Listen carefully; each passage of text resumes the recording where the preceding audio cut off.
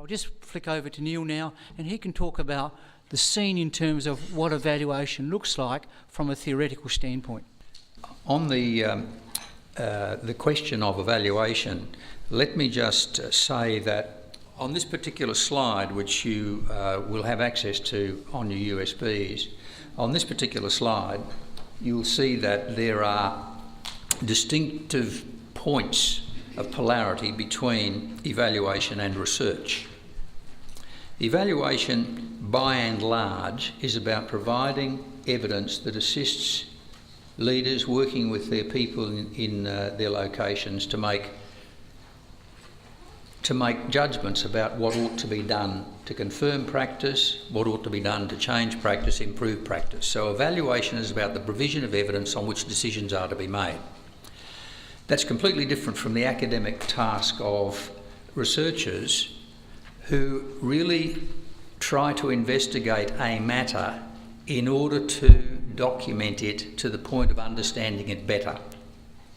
So it is quite possible for researchers to use similar processes to those employed by evaluators, but the outcome that a researcher is looking for is understanding. What is it that contributes to this social phenomenon that we see here? Of course, if you understand a matter better, then down the track it's possible for you to say, well, what are the implications of that? And therefore, what might we do differently?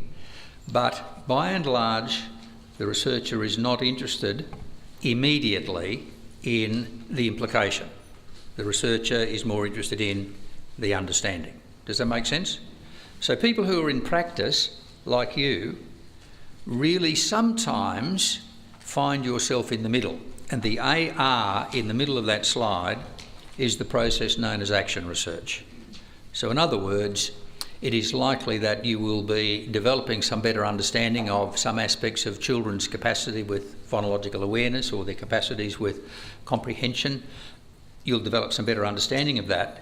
But really the evidence on which you base your judgments leads to decisions about doing things for children. So in many ways, action research is a very good companion for people in professional practice, because the evidence that is gathered by and large assists elaborate and expand one's understanding before leading to the decisions one takes. Now, the evaluation process, therefore, is a critical element of action research, isn't it? So that it feeds forward into reflection, reflection leads to planning, planning leads to action, action leads to gathering evidence, evidence leads to reflection, and on the cycles go. So today, in many ways, is formalising the processes that start an ongoing action research journey. In schools, every year is different. Understanding the children that we have in front of us and their needs, for many are different. For some it is similar, for many it is different. And therefore the action research cycle of gathering evidence through assessment processes about children's learning and their achievement, planning for pedagogical practice to be changed or focused, continues and obviously feeds forward into future planning. So I just wanted to re-emphasise that. And my last slide just shows you that school level evaluation, as I've just indicated, is the important element of action research. Action research cannot be done alone, it has to be done collaboratively with staff. So in this particular day, as in Module 4, the shift has to be from you as positional leader to we as agents of leadership in literacy. We as agents of leadership in literacy. The notion of human agency springs forward here strongly through the idea of evaluation.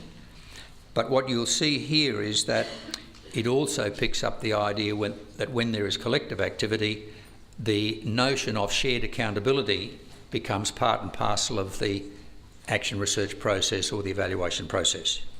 So shared accountability is an important part of the Leadership for Learning blueprint. And arguably the last dot point on that slide shows you that through the gathering of evidence, we refocus attention right back to the centre of the Leadership for Learning blueprint, and that is on the moral purpose of improving the lives of children through learning, and in this particular case, as Deslea so frequently said, so critically through literacy, which is a cornerstone for participation in our social processes. So with those remarks, that's where we're centred. We're providing action research-oriented evaluation processes that will help you move forward to planning for the future based on the evidence about the children in the here and now. I'm going to take you through the evaluation framework. It's just a straight input session for 20 minutes. I know really I was listening at the table group that I was with, and there's a lot already that acts as an important set of processes that you're employing to gather evidence, understand the evidence that you've got in front of you, monitoring what children are doing, understanding what teachers are doing and monitoring that. They're all part of the evaluative process. What we're going to do for this session is just to show, I think, that it's a process that can be systematically addressed. That's one of the things I think the PALL project is actually putting forward is leadership is about doing things systematically and covering a range of dimensions. So when you're into that business of looking at shared leadership that is associated with evaluating what we're doing, there are systematic ways of doing that. I'm just going to give you a very brief background. We're not going into the plethora of research that exists about evaluation processes. I just want to indicate to you that right back when evaluation became almost a discipline in its own right, with some of the writers back then, such as Stake, Stuffelbeam, Luderoth and others, there was a clear identification that evaluation was about goals only, whereas these days you can see from the slide that evaluation is about goals as well as what occurs as a result of what you're doing that you may not necessarily have anticipated. So clearly being on the lookout for some of the surprises, and I know that Deslea talks about the notion that there are surprises, and the surprises may be in fact very important indicators of some activity that has been a result of what you've done that wasn't necessarily something that was there within the goals of your intervention.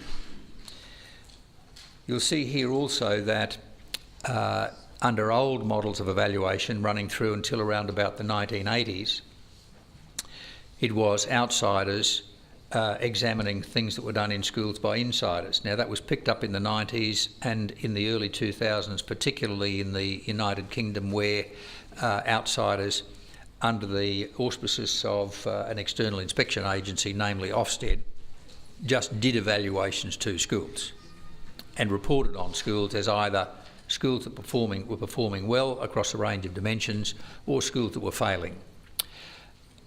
In the United Kingdom, Ofsted's processes of evaluation have moved strongly to the right-hand side now after a decade or so of outsiders doing evaluations to insiders, and you'll see that now the processes are involving insiders working on evaluating what they see in front of them and using the outsiders as bringing in other perspectives to actually validate or check those processes that insiders themselves undertake. We do this at university level. We have exactly the same kind of processes. We have to undertake formal reviews internally, and we expose the results of those formal reviews to an external agency, and that external agency sees A, where we're deluding ourselves, B, where we can be confirmed in what we're doing, and C, where we might go from a broader perspective into something in addition. So you'll note that it's very important in the last right-hand dot point here, when you're dealing with issues associated with teaching and learning, to be concerned about the duality of processes and outcomes. Sorry about that plosive P there. To be concerned about the duality of processes and outcomes. So you can see that on the right-hand side.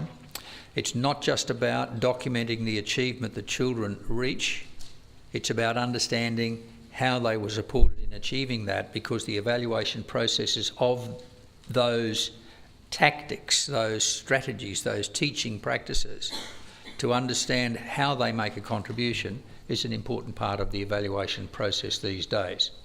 So processes and outcomes are now tied together intrinsically in evaluation work.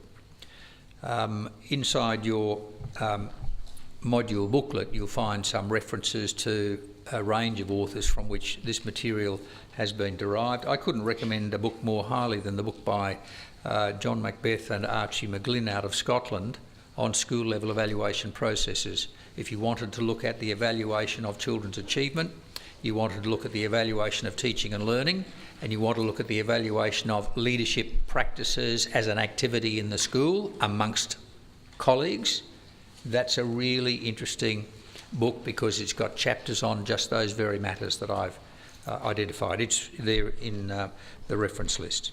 So out of the evaluation literature, and there are a whole raft of principles on which evaluations are built, I've actually tried to distill the three major components. These are they. Evaluations have a purpose. What are we trying to find out? They have a range of processes.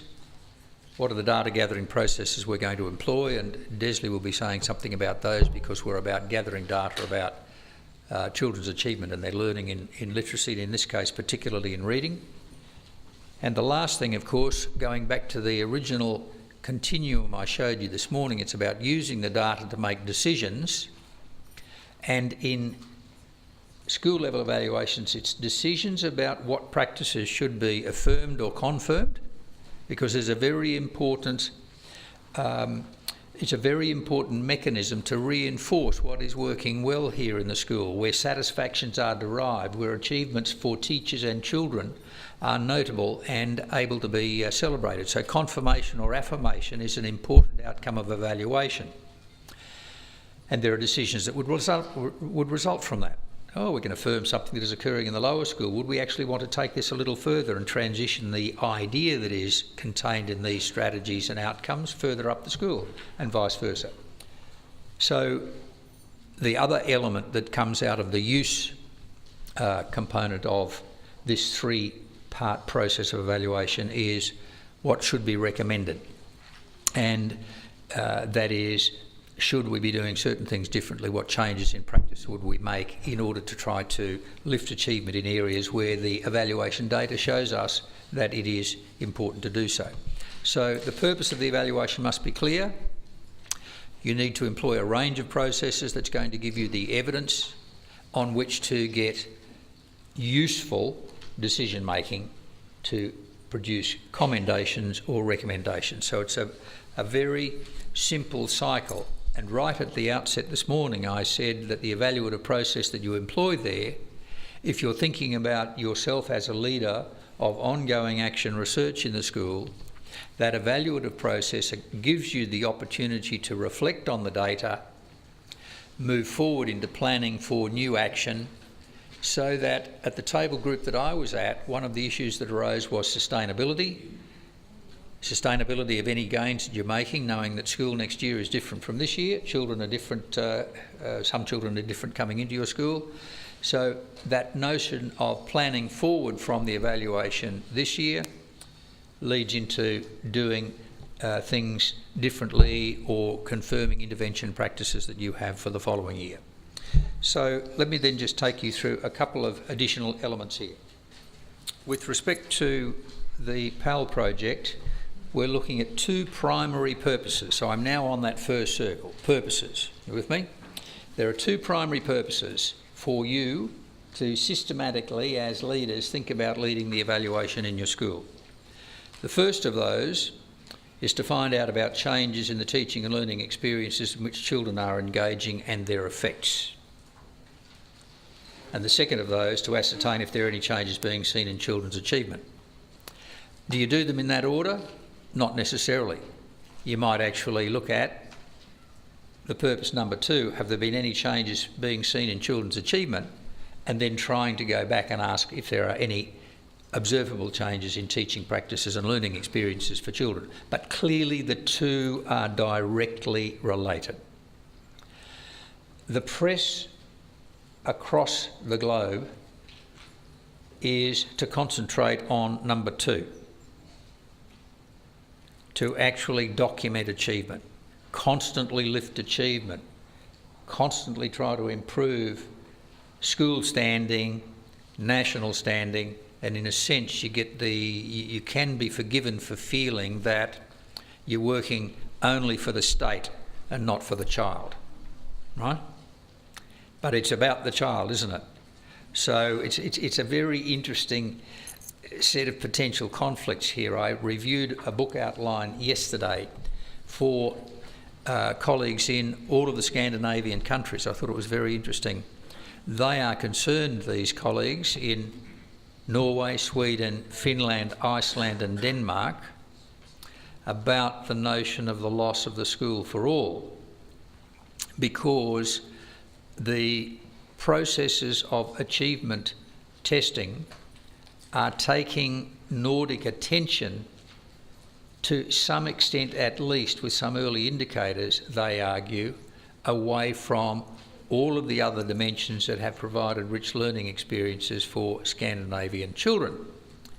At the same time, some of the countries in Scandinavia, as you know, are held up to us as paragons of virtue, aren't they? Okay, so they're performing well and yet they're still worried. Now that's a very interesting contest of ideas there. So it says to me that if we have pressures on achievement data, we certainly can't lose sight of the purpose of evaluating number one, to find out what changes in teaching and learning experiences in which children are engaging and their effects, because that's where we get our purchase on achievement. So take you a little further into this, you'll see that there are some key questions for primary purpose number one. And if you're evaluating, you need a couple of key questions to lead you into what kind of evidence do we need to collect and to whom would we go to collect it. So you can see that I've injected a few examples of the kinds of questions you would ask yourself as a leader with your teachers as to how you might gather evidence for this primary purpose. What effects on literacy teaching and learning are we seeing from the interventions for a whole class, for Wave 2 children, for Wave 3 children? Typical question, you may well have concentrated in your school on Wave 1. Some schools in PALL have, particularly in the pilot project, they were concerned about general overall quality of Wave 1 teaching in general classroom activity. That's where the thrust of their work was concerned first. Then they moved later into other tiers of activity. Look at the last one, which picks up that idea that it's about not only trying to look at what has been expected, but what is unexpected. The last dot point, are we seeing anything we did not expect as the children learn, anything that surprises us, and so on. Middle one there, are we seeing successes celebrated? How? So there are a range of possible questions about which evidence can be gathered about the teaching and learning processes that children are experiencing. And I just put those up there as examples. You don't need very many. You need to think only about those things that you know have relevance to the work that you've been undertaking in your intervention. If you look at primary purpose number 2, which is really about the achievement of children, there are a number of things here that are possible suggestions. Again, as the leader involved in the evaluation process, it's very important for you to take that purpose of looking at achievement and identifying with your teachers what kind of evidence and the source of it you will need given the thrust of the intervention that you have had. If you've had a really strong thrust, as one of the teachers I was listening to, if there was a really strong thrust in comprehension and it was in particular year levels, then clearly you ask questions about what's happening with boys and girls in those year levels on aspects of the comprehension work that you've had as the clear focus of the intervention. So the primary purpose of the evaluation is contained in those 2 key purposes. And the reason for that is the old adage that you can't fatten a pig by weighing it more often. Is very well known in the evaluation literature. You know as well as I do that the only way you can fatten the pig is if you feed it more appropriately and perhaps, dare I say it, exercise it less, I think I'd be in the hands of the RSPCA if I were starting to talk like this. But I think the analogy is that you feed the children through teaching and learning processes more appropriately in their acquisition of literacy knowledge, and that it is the teaching and learning strategies that are important in making the change. So the leaning in evaluation should be towards understanding and being able to make changes to or confirming practices which you know make a difference. So gathering data on those practices would be an important emphasis in the way you evaluate what you're doing. If you are overtaken only with achievement data, that is children's achievement data, and that is all that you and your staff are looking at, then you probably will be downplaying the most important ingredient in making change to what children achieve, and that is the teaching and learning tactics and strategies that you employ across the school, commonly within those dimensions of tiers of activity in waves 2 and 3. So let me then go to the Ofsted report, and it's in your materials. In fact, in your module booklet, I'd just like you to open your module booklet to the materials, and I'll give you the page number so that I can refer to it. Page 6 and page 7. It's page 7 that I'm going to refer to here. It's an Ofsted report of the 20 schools performing above expectations, and you've been given the reference here. This is from the United Kingdom. It's a very, very interesting report, this, and I've summarised it here using some material from work that had been taken from the Australian College of Educators. But if you go into the middle of page 7, what you'll see here is that there are a range of common characteristics with consistent features evident in these schools which performed at the outstanding level, which to all intents and purposes from past practice could never have been expected to do so. Now, I'd ask you to read this report and the front part of it, because you'll show that it shows you there that leadership's a very, very important component of it. But look at the dot points in the middle of page 7. Restoring order and calm so that teaching and learning can take place. Now, you know very well from the Leadership for Learning blueprint that the conditions of learning rest on the notion of a calm, ordered, regular school in which most days, most everything goes most smoothly. What was that? Short, sharp and shiny. Well, shiny. Look at the high expectations thing. That comes right to the centre of moral purpose and common goals and directions in maintaining high expectations. We've been working with Indigenous communities, and if you read some of the research with respect to what's been asked of children in Indigenous communities over many years in the Australian context, you find a theme of what is called the racism of low expectations. It's an interesting way of describing expectations, isn't it? The racism of low expectations. Now, there's an element in that which we could debate philosophically with respect to low SES kids, as well as kids from a wide range of different cultural backgrounds. So expectations come in there strongly in the Leadership for Learning blueprint. Look at the getting parents and pupils involved. Leading by example. Now, the interesting issue here is that this is example of the teaching staff in the school. This is not just leading by example of the school leader, but it applies to the school leader as much as it applies to the leaders of reading interventions in schools. Teachers are leaders. Shared leadership shows example, and it shows example to children and parents.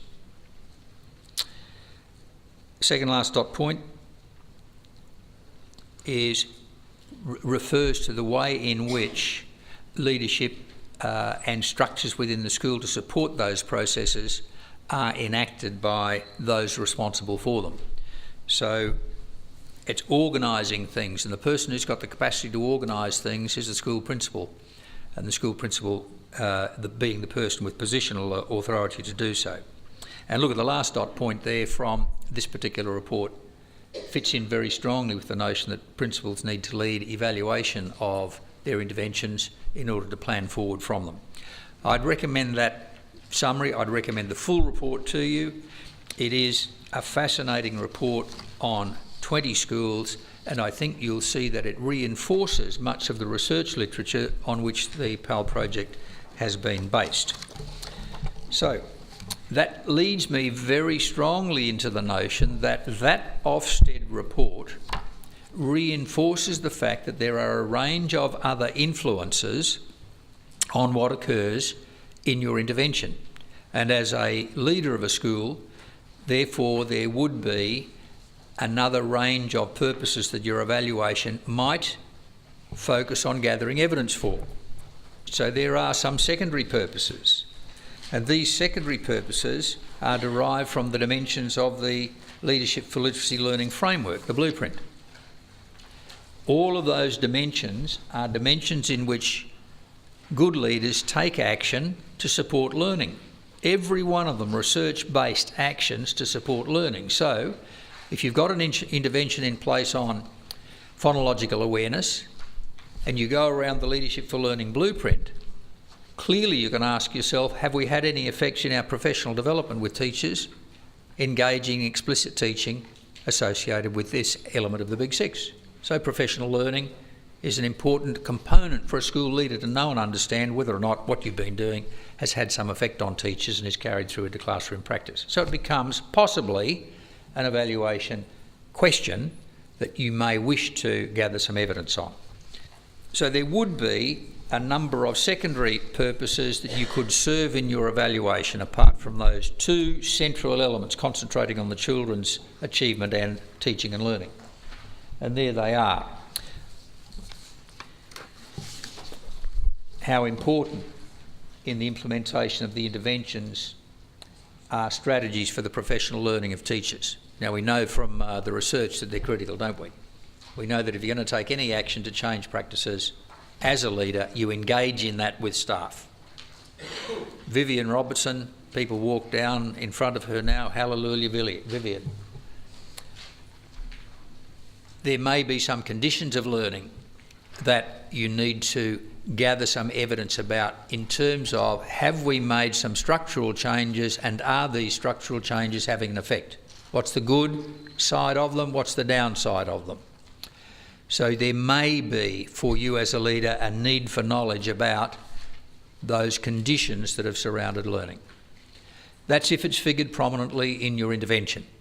And I take you through then to the bottom question, which is how important are strategies connecting parents and/or members of the wider community to the intervention actions.